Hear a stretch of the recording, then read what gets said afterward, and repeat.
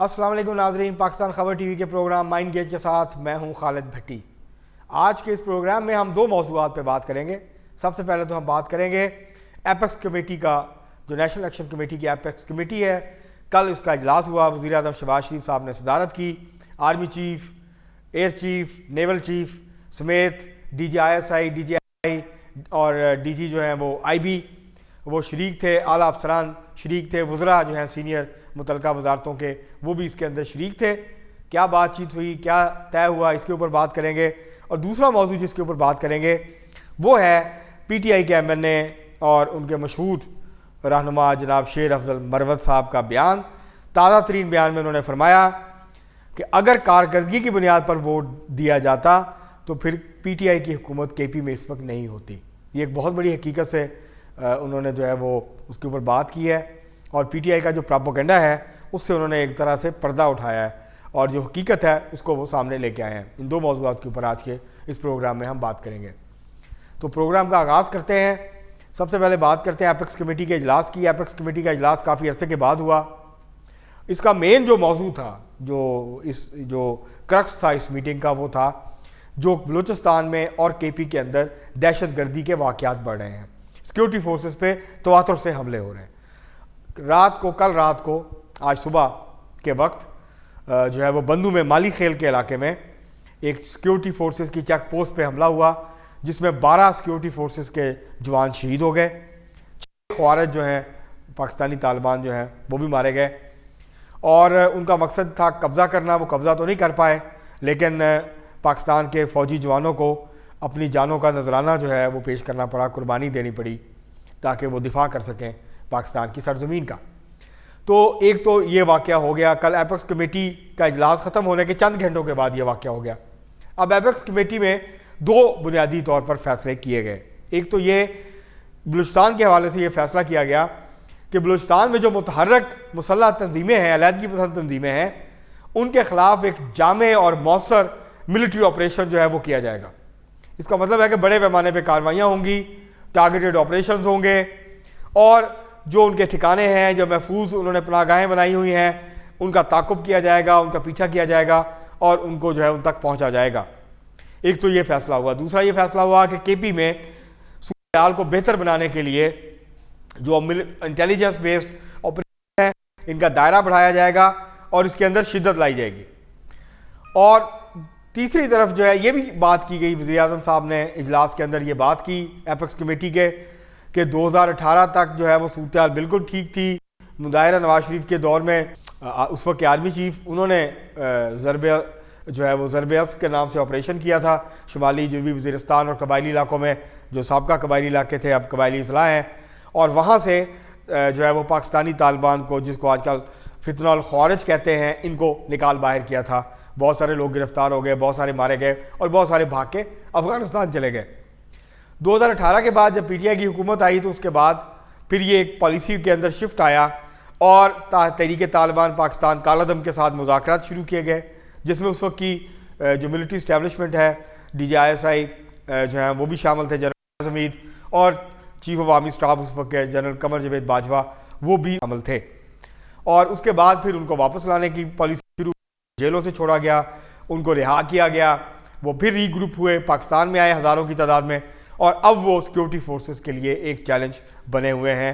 کے پی میں جو جنوبی اضلاع ہیں خاص طور پہ، وہاں امن و امان کی صورتحال بہت زیادہ خراب ہے۔ تھانوں پہ حملے ہوتے ہیں۔ 2 دن پہلے ایک تھانے سے جو ہے وہ 6 پولیس اہلکاروں کو اٹھا کے لے گئے، اور اب مذاکرات کیے جا رہے ہیں، مقامی عمائدین کو، مشران کو جو ہے وہ انوالو کیا جا رہا ہے کہ ان کے ذریعے سے ان کو بازیاب کرایا جائے۔ اب لوگ جب ان کو کوئی پرابلم آتی ہے، ان کو چور ڈاکوؤں سے یا دہشت گردوں سے خطرہ ہوتا ہے، تو وہ سب سے پہلے پولیس کی طرف دیکھتے ہیں۔ جہاں پولیس محفوظ نہ ہو، جہاں پولیس کو اپنی حفاظت کے جو ہیں وہ لالے پڑے ہوں، وہ عوام کو کیا تحفظ دیں گے، عوام کی کیا حفاظت کریں گے؟ تو اس سے آپ اندازہ لگا سکتے ہیں کہ وہاں کس قسم کی سیکیورٹی سچویشن ہے۔ تو اس لیے ان دونوں موضوعات کے اوپر بات ہوئی۔ اور تیسرا، آرمی چیف صاحب نے بہت واضح الفاظ میں یہ کہا کہ جو بھی ہمارے سامنے کھڑا ہونے کی کوشش کرے گا، جو بھی ملک کو پیچھے دھکیلنے کی کوشش کرے گا، جو بھی ملک کے خلاف سازش کرے گا یا انتشار پھیلانے کی کوشش کرے گا، ہم پوری طاقت کے ساتھ اس کے ساتھ نپٹیں گے۔ اور ظاہر ہے ان کا اشارہ کس طرف ہے یہ آپ اچھی طرح سے جانتے ہیں. یہ بہت واضح پیغام تھا تحریک انصاف کے لیے, یہ بہت واضح پیغام تھا ان ساری قوتوں کے لیے جو کہ پاکستان کو ڈی اسٹیبلائز کرنا چاہتی ہیں, اور اس کے لیے وہ مختلف قسم کی سرگرمیاں جو ہیں وہ ادا کر رہے ہیں. اس میں ظاہر ہے بیرونی ایلیمنٹس بھی ہیں, باقی سارے معاملات بھی ہیں.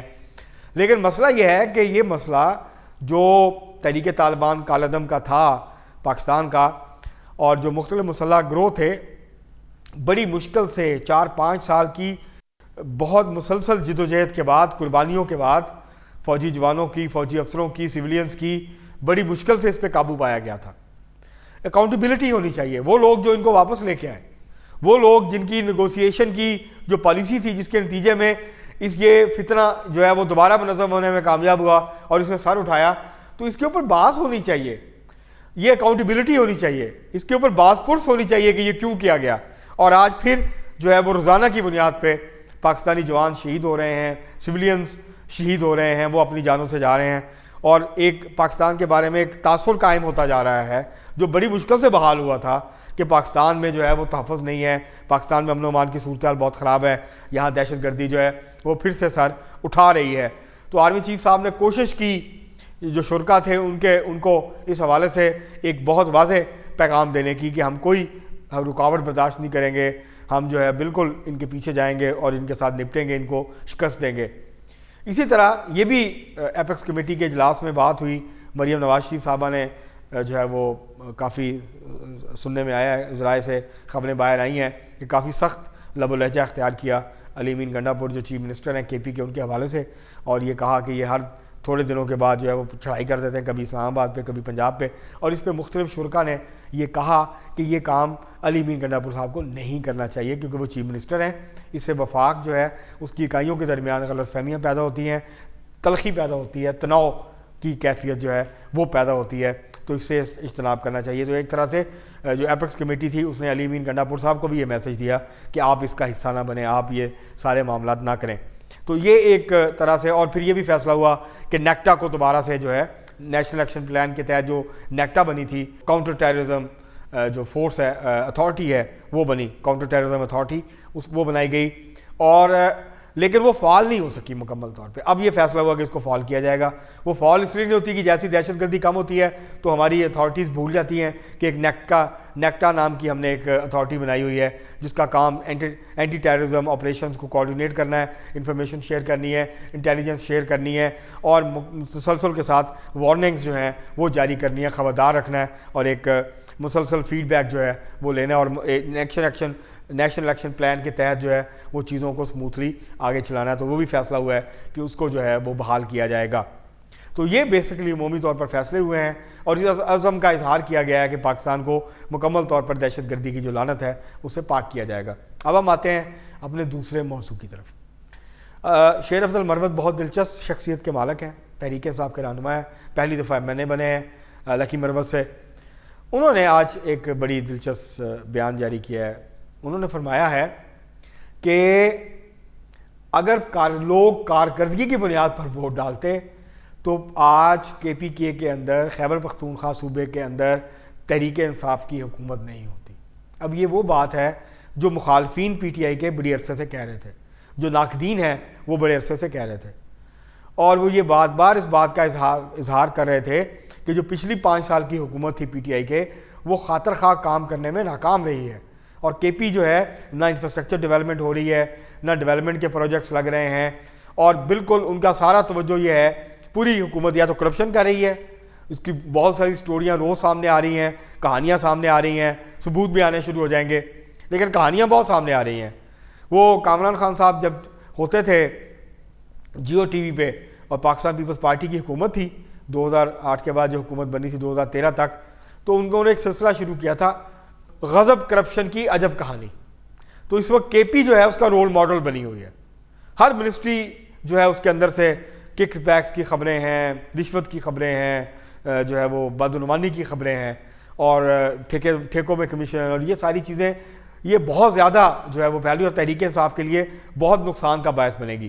اسی قسم کا پرسیپشن جو ہے وہ ANP اور پاکستان پیپلز پارٹی کی جو صوبائی حکومت تھی وہاں پہ امیر حیدر خان خوتی اس کے وزیر اعلیٰ تھے, اس کے بارے میں یہی پرسیپشن ڈیولپ ہوئی تھی کہ یہ بہت کرپٹ ہے, اور یہی تاثر اس وقت PTI کی حکومت کے بارے میں بن رہا ہے کہ یہاں پہ جو آفیسرز ہیں ان کو بھی پیسے لے کے لگایا جاتا ہے اور ان کے ساتھ معاملات طے کیے جاتے ہیں.